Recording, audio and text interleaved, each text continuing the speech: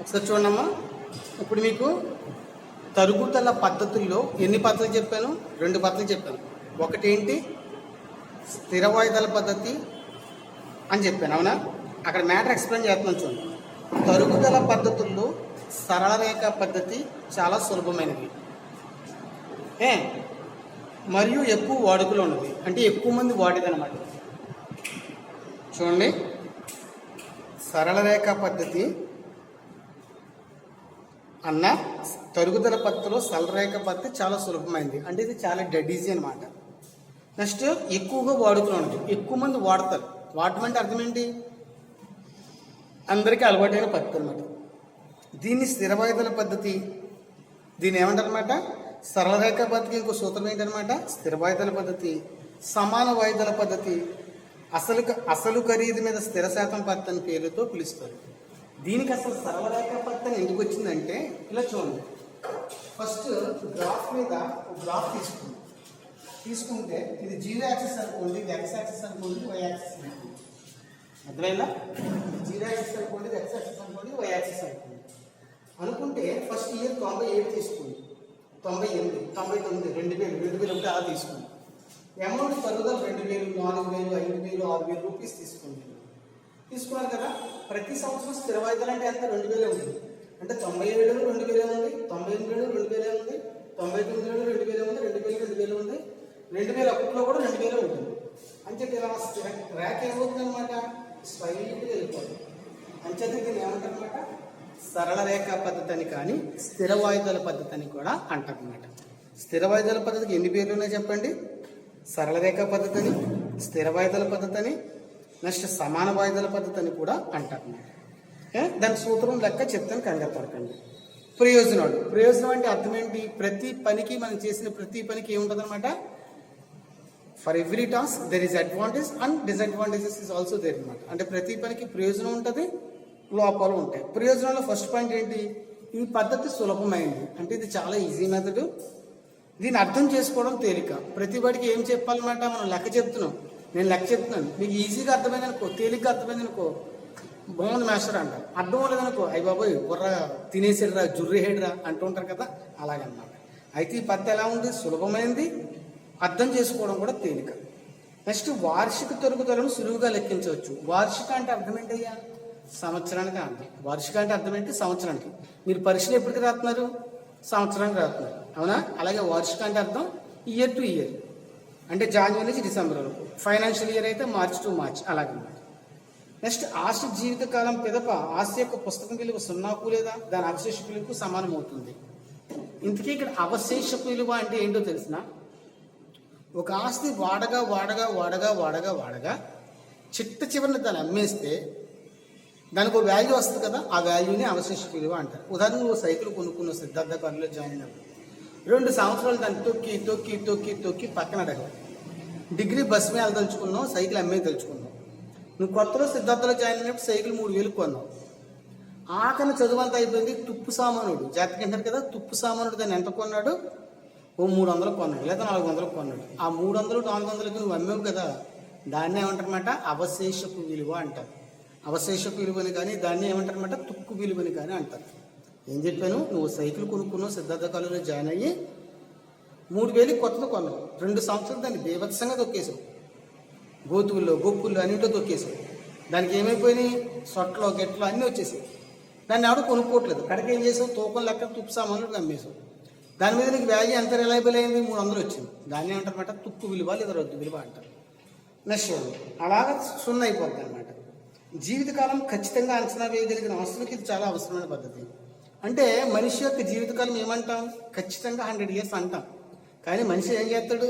ఒక్కొక్కడు 110 సంవత్సరాలు బతకచ్చు, ఒకడు 50 సంవత్సరాలు బతకచ్చు, ఒకడు 10 సంవత్సరాలు పట్టచ్చు, ఒకడు పుట్టుకతోడు పోవచ్చు. బై బర్త్ 5 రోజులు 10 రోజులు చనిపోతూ ఉంటాడు. అది మనం చెప్పలేం. కానీ ఆస్తి యొక్క జీవితకాలం 10 సంవత్సరాలు ఉంటుంది, 5 సంవత్సరాలు ఉంటుంది, ఖచ్చితంగా చెప్తాం కదా. ఆ ఖచ్చితంగా చెప్పే ఆస్తులకి ఈ పద్ధతి చాలా సులభమైన అన్నాడు. నెక్స్ట్, ప్రతి సంవత్సరం తల్లిదండ్రుల మొత్తం ఆస్తి జీవితకాలం అంతా స్థిరంగా ఉంటుంది. అంటే ప్రతి సంవత్సరం ఎలా ఉంటుంది అనమాట? స్థిరంగా ఉంటుంది. నెక్స్ట్, లోపాలు చూడండి. ఈ పద్ధతిలో తరుగుదల మొత్తం అన్ని జీవితకాలంలో సమానంగా ఉంటుంది. అంటే ఫస్ట్ ఇయర్లోనూ 4000, సెకండ్ ఇయర్లోనూ 4000, ఎంత డిసైడ్ అయితే అంత. అంటే జీవితాంతకాలం ఎలా ఉంటుంది అనమాట, సమానంగా ఉంటుంది. అయితే కానీ వాస్తవానికి తరుగుదల మరియు మరమ్మతులు వ్యయం ఆస్తి ఏర్పడిన మొదటి సంవత్సరంలో తక్కువగా ఉండి చివరి సంవత్సరాలు ఎక్కువగా ఉంటుంది. చూడండి, ఫస్ట్లో కొన్ని యంత్రానికి కానీ ఫస్ట్లో కొన్ని ఆస్తికి కానీ ఏముంటాయి, రిపేర్ ఛార్జ్ తక్కువ ఉంటుంది. ఆస్తి వాడుతుంటే చూడండి దానికి ఏమవుతాయి, రిపేర్స్ వస్తూ ఉంటాయి. ఉదాహరణకు ఒక టీవీ అవనండి, ఫ్యాన్ అవ్వండి, మిక్సీ అవనండి, లేకపోతే ఏసీ అవనండి, ఫస్ట్లో కొనుక్కునండి రిపేర్ రాదు. అది మనం వాడుతుంటే ఏమవుతుందంటే రిపేర్ వస్తుంది. రిపేర్ వచ్చినప్పుడు తరుగుదల పద్ధతి ఇది మంచిది కాదు అంటున్నాడు అనమాట. ఫస్ట్లో రిపేర్ రావు కదా, తర్వాత వస్తుంది రిపేర్. రెండోది ఏంటి, వివిధ ఆస్తులను మధ్యలో కొన్నప్పుడు తరుగుదల లెక్కించడం కొంచెం కష్టంగా ఉంటుంది. ఒక సంస్థ ఒకే యంత్రం కొనుక్కోదు కదా, ఒకే యంత్రంతో పనిచేయదు కదా, అవునా కదా, అనేక యంత్రాలు కొంటూ ఉంటుంది. మధ్యలో ఒక యంత్రం కొంటుంటే ఈ పద్ధతికి ఏంటనమాట సూట్ అవుతుంది. నెక్స్ట్ చూసుకోండి, ఈ పద్ధతి ఆదాయ పంచడం వల్ల 61లో గుర్తింపు లేదు. అంటే మనకి ఐటీ యాక్ట్ అని ఒకటి ఉంది. అయితే 1961లో ఐటీ యాక్ట్ చేశారు, దాంట్లో ఇది అసలు గుర్తింపే లేదు. అర్థమైందా? ఇప్పుడు దానికి పార్టీలు ఉన్నాయి. ఉదయం బీజేపీ అది ఏంటనమాట, ఎన్నికల సంఘం గుర్తించిన పార్టీ. కాంగ్రెస్ ఎన్నికల సంఘం గుర్తించిన పార్టీ. అలాగే మనకి ఏంటనమాట కొన్ని గుర్తింపు లేని పార్టీలు ఉంటాయి. అలాగా ఈ పద్ధతి 1961లో ఐటీ యాక్ట్లోనే గుర్తింపు లేదనమాట. తర్వాత ఏంటి, ఈ పద్ధతిలో ఆస్తి పెట్టిన పెట్టుబడి వడ్డీని లెక్క కట్టడం జరగదు. మరి ఏదైనా ఒక వ్యాపారం దేనితో మొదలెడతాడు, మూలధనంతో మొదలెడతాడు, మూలధనంతో ఆస్తులు కొంటాడు. మరి దాని మీద వడ్డీ కట్టుకోవాలి కదా, ఇక్కడ వడ్డీని తీసుకోరన్నమాట. వడ్డీ లెక్క కట్టడం కుదరదు అనమాట. ఆస్తి యొక్క జీవితకాలాన్ని ఖచ్చితంగా అంచనా వేయడం కష్టసాధ్యం. మరి ఏం చెప్తాం, ఆస్తి ఏమవుతుంది, ఒక ఉదాహరణకు ఒక బల్బు కొనుక్కొచ్చి ఇంటికి, వాడి దగ్గర వెళ్తుంది ఎలక్ట్రిక్ షాప్ దగ్గర, ఇంటికి వచ్చాడు పోవచ్చు. దాన్ని మేము ఎక్స్పెక్ట్ చేస్తాం ఎలక్ట్రికల్ గూడ్స్ని. అలాగే టీవీ, అలాగే ఫ్యాన్ ట్రాన్సిట్లో పోతూ ఉండొచ్చు. అంచేత మనం వాటిని అంచనా వేయలేమన్నమాట. ఇప్పుడు ఇంగ్లీష్ మీడియం ఎక్స్ప్లెయిన్ చేస్తున్నాం చూడండి. ఇంగ్లీష్ మీడియంలో చెప్తున్నాను కదండి, straight line method or fixed instalment method. అసలు why should it is a straight line method అని మనం ఒక క్వశ్చన్ వేసుకోవాలి. ఇప్పుడు మనకి ఫిక్స్డ్ ఇన్స్టాల్మెంట్ మెథడ్ అన్నా స్ట్రైట్ లైన్ మెథడ్ అన్నా ఒకటే. ఫస్ట్ ఏం చెప్తున్నాడు చూడండి, మీరు నోట్స్ రాసుకున్నారు కదా, దానికి ఎక్స్ప్లెనేషన్ చెప్తున్నాను. స్ట్రైట్ లైన్ మెథడ్, ఇప్పుడు మెథడ్స్ ఆఫ్ డిప్రిసియేషన్ అని రాసుకున్నారు కదా, మీరు నోట్స్ రాసుకున్నారు కదా, దానికి ఎక్స్ప్లెనేషన్ చెప్తున్నాను వినండి. అందులో ఎన్ని మెథడ్స్ చెప్పాను, how many methods are there, 2 methods. First method is ఏంటనమాట, straight line method or fixed instalment method. ఆమె కరెక్ట్. రెండోది ఏంటి, డిమినిషింగ్ బ్యాలెన్సింగ్ మెథడ్. ఏంటది, diminishing balance or reducing balancing method. Okay, happy. అయితే ఇప్పుడు మనం ఏం చెప్పుకుంటున్నాం, straight line method or fixed instalment method చెప్పుకుంటున్నాం. అందులో సైడ్ రైటింగ్ పెట్టుకుని ఫస్ట్ మ్యాటర్ రాసుకుని దాని మీద లెక్కలు స్టార్ట్ చేస్తాం. కొన్ని లెక్కలు అయిన తర్వాత డిమినిషింగ్ బ్యాలెన్సింగ్ మెథడ్ మళ్ళీ మ్యాటర్ రాసుకుని మళ్ళీ లెక్కలు స్టార్ట్ చేస్తాం. అర్థమైందా? ఫస్ట్ చూడండి, this is the most popular method. Popular అంటే అర్థమైంది అయ్యా, ఉదాహరణకు ఐశ్వర్యరాయ్ ఉంది, అర్థమైందా, మోడీ ఉన్నారు, వీళ్ళందరూ ఏంటి వరల్డ్ పాపులర్ పర్సన్స్. మరి గోపాలకృష్ణ అంటే ఎవరు తెలుస్తారు, కొత్తపేట పులేటుకూరు తప్పించి ఎవరు తెలియదు, లేకపోతే మహా అయితే రావులపల్లి తెలుస్తుంది. నేను వరల్డ్ ఫేమస్ ఫిగరా, అవునా కదా, పాపులర్ ఉందా, నాకేనా పాపులారిటీ ఉందా, లేదు కదా. అలాగే ఇప్పుడు జగన్ ఉన్నారు, CM Jagan is a popular person in Andhra Pradesh. అలాగే ఎవరు KTR, popular person in the Telangana. Modi popular person not only in India but also abroad countries. అర్థమైందా? ఇలా పాపులర్ మెథడ్ అనమాట, పాపులర్ మెథడ్. పాపులర్ అంటే అర్థమైంది కదా పాయింట్, అదనమాట. ఆ providing depreciation because it's simplicity and constituency.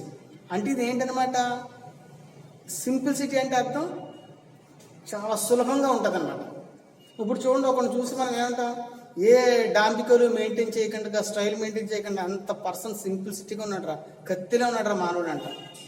అంటే అర్థమైంది, వాడు ఏమి ఒక అమ్మాయిని చూసిన ఏమంటాం, చాలా సింప్లిసిటీగా ఉందండి, ఇట్స్ మ్యానర్ ఆఫ్ సింప్లిసిటీ, చూడడానికి సంసారపక్షంగా ఉందంట. అంటే ఏ మేకప్లు, లిప్స్టిక్లు, గిప్స్టిక్లు ఎక్స్ట్రా లేకుండా ఉందన్నమాట. సింప్లిసిటీ అంటే అర్థం అది, అంటే సులభంగా ఉందని అర్థం. నెక్స్ట్ కాన్స్టెన్సీగా ఉంది. This method is also known as ఏంటనమాట, equal instalment method. Equal instalment అంటే అర్థం ఏంటి, ఇప్పుడు ఉదాహరణకి ఫైనాన్స్ మీద ఒక టీవీ తీసుకుందాం, ప్రతి నెల నేను వాయిదాకి ఎంత కట్టమన్నాడు, 2,000 కట్టమన్నాడు, ప్రతి నెల 2,000 కట్టమన్నాడు, 10 వాయిదాలు కట్టమన్నాడు, 10 రోజులు 20,000 టీవీకి ఇచ్చాడు. ఈక్వల్ ఇన్స్టాల్మెంట్ అయినా కాదు అది, దాన్ని ఈక్వల్ ఇన్స్టాల్మెంట్ మెథడ్ అంటారన్నమాట. ఈక్వల్ అంటే ఒకే amount. Or original cost method, దీన్ని ఇంకో పేరు ఏంటనమాట, original cost method. Under this method a fixed of depreciation according to fixed percentage of original cost. అంటే దీంట్లో ఈ మెథడ్లో ఏం చేస్తారనమాట, ఒకే స్థిరమైన మొత్తాన్ని ఛార్జ్ చేస్తారు, ఒకే స్థిరమైన పర్సంటేజ్ని కానీ ఛార్జ్ చేస్తారు అనమాట. అయితే దీనికి ఈ పేరు ఎలా, ఇంకా చూడండి, is return of during accounting period over the expected useful life of the asset. అంటే జీవితాంత కాలం ఒకే విధమైన తరుగుదల మెయింటైన్ చేస్తూ ఉంటారు అన్నమాట. అర్థమైందా? The amount and rate of depreciation is చూద్దాం. ఫస్ట్ దీనికి స్ట్రైట్ లైన్ మెథడ్ అని పేరు ఎలా వచ్చిందంటే చూడండి, ఫస్ట్ గ్రాఫ్ తీసుకోండి. This called X axis, this called zero bettings, this is called Y axis. X axis మీద ఏం ప్రెజెంట్ చేస్తారంటే ఇయర్స్ ప్రొడ్యూస్ అయింది, 97, 98, 99, 2000 పేపర్. దీని మీద వై మీద ఏం ప్రొడ్యూస్ చేస్తారంటే రూపీస్ ప్రొడ్యూస్ అయ్యింది, రూపీస్. అర్థమైందా? అంటే 2000, 2000, 5000, 6000 అలా వేసుకో. అంటే ప్రతి సంవత్సరం 97లోనూ 2000 డిప్రిసియేషన్ పెట్టుకున్నాం, 98లో 2000 డిప్రిసియేషన్, 99లో 2000 డిప్రిసియేషన్, 2000లో 2000 డిప్రిసియేషన్, 2001లో కూడా 2000 డిప్రిసియేషన్ ఉంది. అంటే ఏంటన్నమాట, ఎక్కడ కూడా స్ట్రైట్ వెళ్ళిపోతుంది. అందుకే దీన్ని ఏమంటారనమాట, గ్రాఫ్లో చూస్తే స్ట్రైట్ లైన్ మెథడ్ అంటారు అనమాట. ఏమంటారు దీన్ని? స్ట్రైట్ లైన్ మెథడ్ అంటారు. నెక్స్ట్ దీని యొక్క అడ్వాంటేజెస్ చూడండి. ఫస్ట్ ఏంటి, it is easy to understand.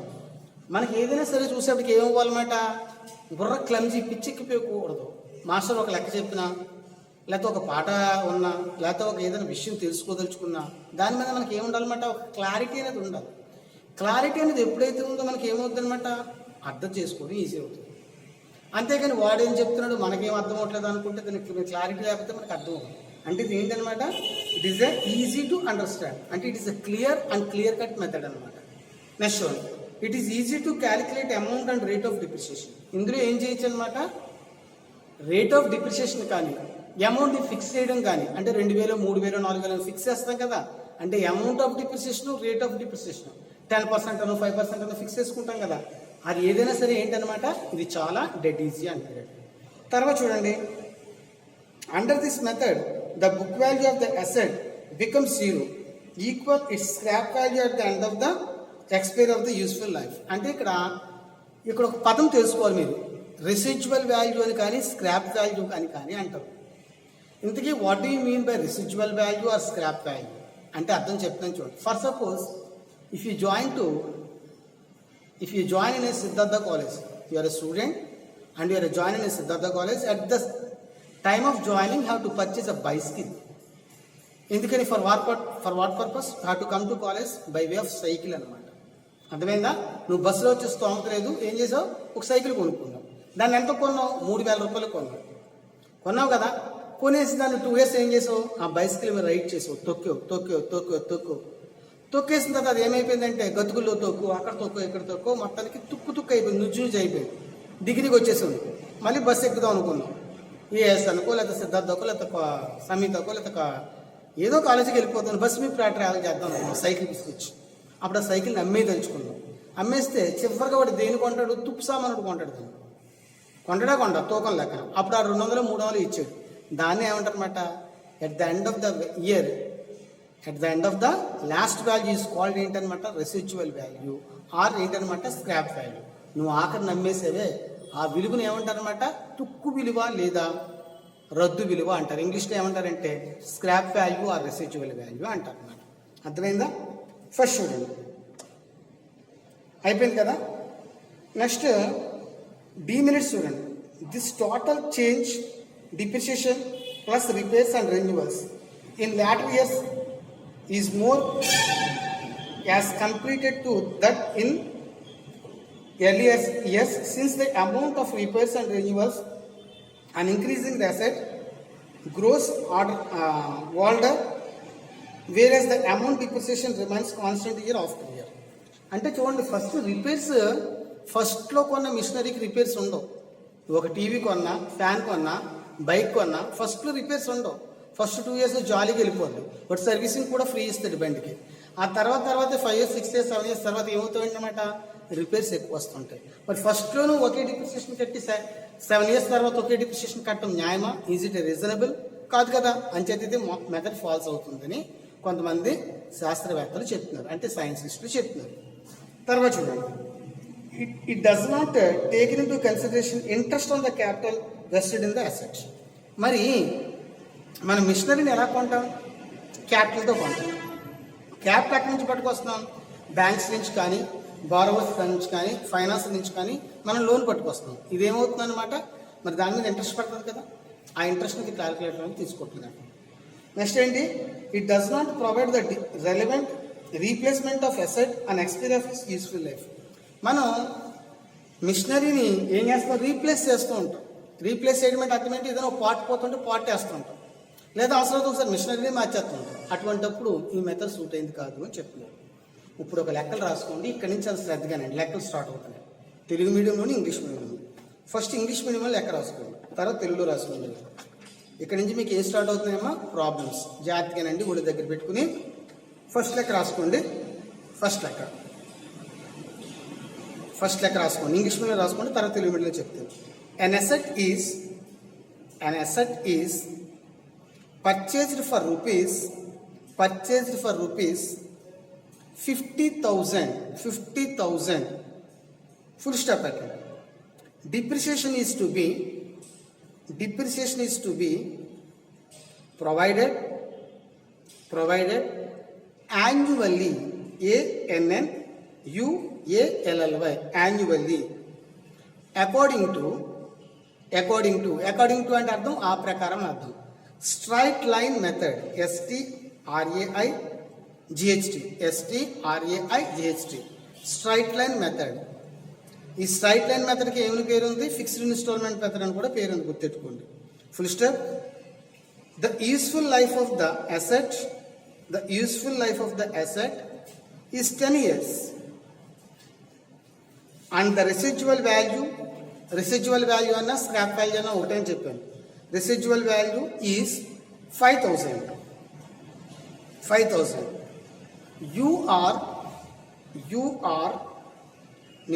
You are required to find out the amount and rate of depreciation.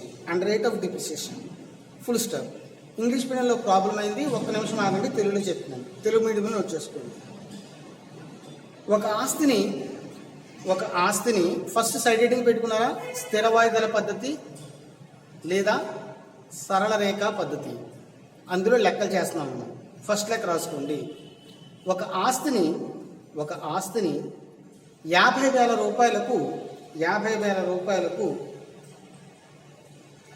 కొనుగోలు చేశారు. ఆస్తిపై తరుగుదలను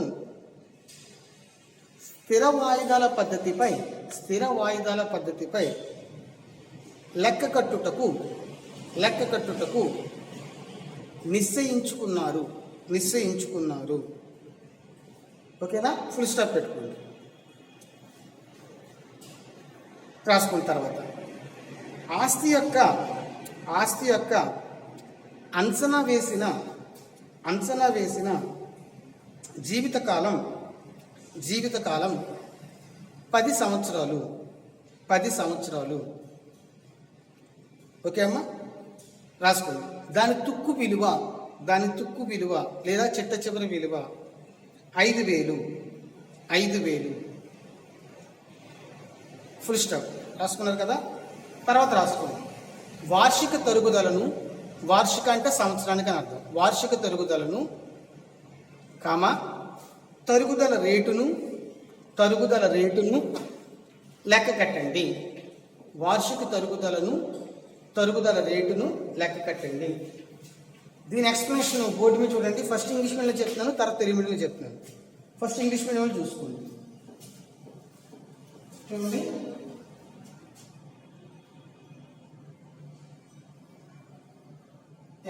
చూడండి, యాన్యువల్ డిప్రిసియేషన్. నువ్వు కట్టవలసింది ఏంటి? Annual means per annum, per year. Annual is nothing but ఏంటన్నమాట? per annum, per year. ఒక సంవత్సరం. సూత్రం ఏంటి? Original cost of the asset. Clarity కనపడుతుందా? యాన్యువల్ డిప్రిసియేషన్ అన్నా, per annum అన్నా, per year అన్నా ఒకటే.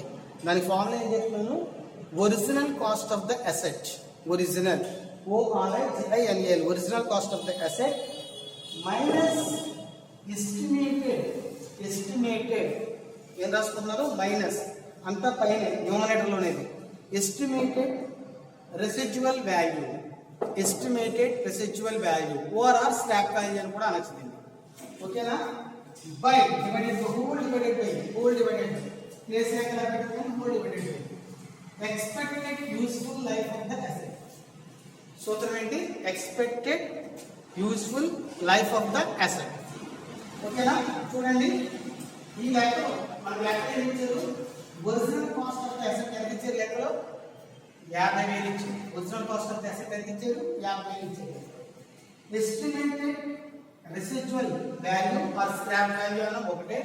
ఎంత ఇచ్చారు? చిట్ట చివరి విలువ ఆ యంత్రాన్ని అమ్మేస్తే ఆస్తి అంతే ఎంత వచ్చింది? Sale value 5,000. Next expected useful life of the asset. మనిషి యొక్క జీవితకాలం 100 ఇయర్స్, కానీ 100 ఉండొచ్చు, 50 ఇయర్స్ ఉండొచ్చు, 60 ఉండొచ్చు. కానీ మిషన్ యొక్క అసెట్ యొక్క జీవితకాలం అని చెప్పి 10 ఇయర్స్. ఇక్కడ సూత్రంలో సబ్స్టిట్యూట్ చేయండి. Therefore, annual depreciation is equal to original cost of the asset ఎంత 50,000 minus scrap value ఎంత 5,000 divided by expected life ఎంత 10 years. చూడండి 50,000 నుంచి 5,000 తీస్తే ఎంత వచ్చింది? 45,000. బై ఎంత పెట్టి భాగించాలి? 10 పెట్టి భాగించాలి. పై 0 కింద 0 కొట్టింది అంటే ఎంత వస్తుంది? 4,500 వచ్చింది. ఏది? Annual depreciation. నెక్స్ట్ చూసుకోండి రేట్ ఆఫ్ డిప్రిసియేషన్ చూడండి. ఇది ఏంటన్నమాట? మొత్తగా చెప్పుకోండి అమౌంట్ సంవత్సరానికి ఎంత అని చెప్పాం. అదే పర్సంటేజ్లో అడిగితే ఇప్పుడు మీ కాలేజీలో ఎంతమంది పాస్ అయ్యారు అన్నారు అనుకో, సీత పీత గీత రేటా మేటా బేటా అని చెప్తాం. కానీ వాళ్ళు పర్సంటేజ్ చెప్పమంటే ఓ 10% పాస్ అయ్యారా 50% పాస్ అయ్యారా అని అడుగుతారు కదా బయట. ఆ పర్సంటేజ్ కూడా కనుక్కోవాలన్నమాట. పర్సంటేజ్ సూత్రం ఏంటి? Rate of depreciation equal to annual depreciation by original cost of the asset into 100. ఏం చెప్పిన formula? Rate of depreciation equal to annual depreciation by original cost of the asset into 100. Annual depreciation ఎంత?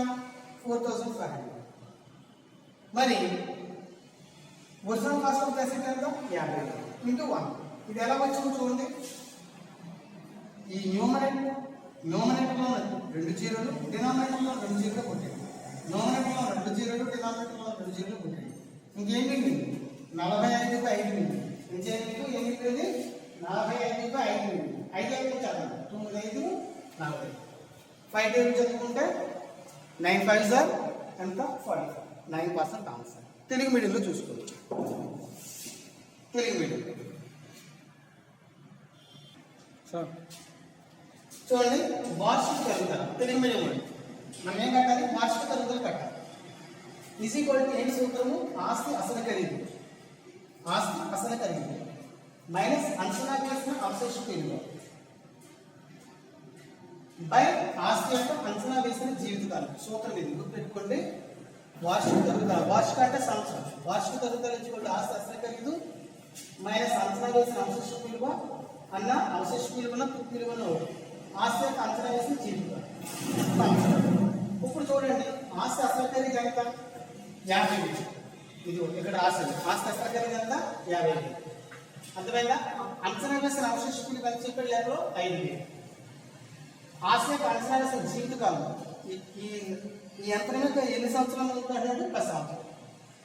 మళ్ళీ చెప్తాను వార్షిక తరుగుదల సూత్రం ఏంటి? ఆస్తి అసలు ఖరీదు మైనస్ అంచనా వేసిన అవశేష విలువ ఆస్తి జీవితకాలం. ఒక్కోటి ఫార్ములా రాసుకుంది. ఆస్తి అసలు ఖరీదు లెక్కలో 50,000 ఇచ్చారు. అవశేష విలువ అన్న చిట్ట చివరి వల్ల సైకిల్ అమ్మేసావు కదా, తుప్పు పట్టుకుని సైకిల్ అమ్మేది ఎంత వచ్చింది? 5,000. ఆస్తి యొక్క అంచనా వేసిన జీవితకాలం ఆస్తి అంతా 10 సంవత్సరం ఉంటుంది. ఇప్పుడు సూత్రంలో ప్రతిషేధించండి. ఆస్తి అసలు ఖరీదు అంటే 50,000, అవశేష విలువ 5,000 డివైడెడ్ బై 10. 50,000 5,000 ఎంత? 45,000 వచ్చింది. 45,000 బై 10 ఈ 0 కూడా ఎంత వచ్చింది అనమాట? 4,500. నెక్స్ట్ చూడండి తరుగుదల రేటు. మళ్ళీ ఏం కట్టమన్నాడు? ఇందాక నువ్వు ఏం చేసావు? అమౌంట్ రూపంలో కట్టు. మీ క్లాస్లో ఎంతమంది పాస్ అయ్యారంటే ఏం చెప్తారు? మీ పేర్లని చెప్తావు. వెంకట్, కృష్ణ, సీత, మహాలక్ష్మి, రేటా మేటా బేటా అని చెప్తావు. కానీ మీ క్లాస్ పర్సంటేజ్ ఎంతమంది పాస్ అయ్యారంటే చెప్పాలి కదా. 9%, 10% పర్సంటేజ్ కడుతున్నారు. తరుగుదల రేటు ఇచ్చుకోండి. వార్షిక తరుగుదలపై ఆస్తి అసలు ఖరీదు. వార్షిక తరుగుదల ఎంత ఇచ్చుకోండి? ఇంటూ 100 సూత్రం. వార్షిక పద్ధతిలో ఏమో 40 మంది వచ్చింది. ఆస్తి అసలు ఖరీదు ఎంత వచ్చింది? 50,000 ఇంటూ 1. ఇప్పుడు ఏం చేయాలి? ఈ సున్నా ఈ సున్నా ఈ సున్నా ఈ సున్నా కొట్టేస్తారు. ఈ సున్నా ఈ సున్నా ఈ సున్నా ఈ సున్నా కొట్టేస్తారు. పైన మిగిలింది ఏం మిగిలింది? 40 మిగిలింది, కింద 5 మిగిలింది. 5 ఎన్ని సరిపోతుంది? 9 సరిపోతుంది. 9% ఆపింది.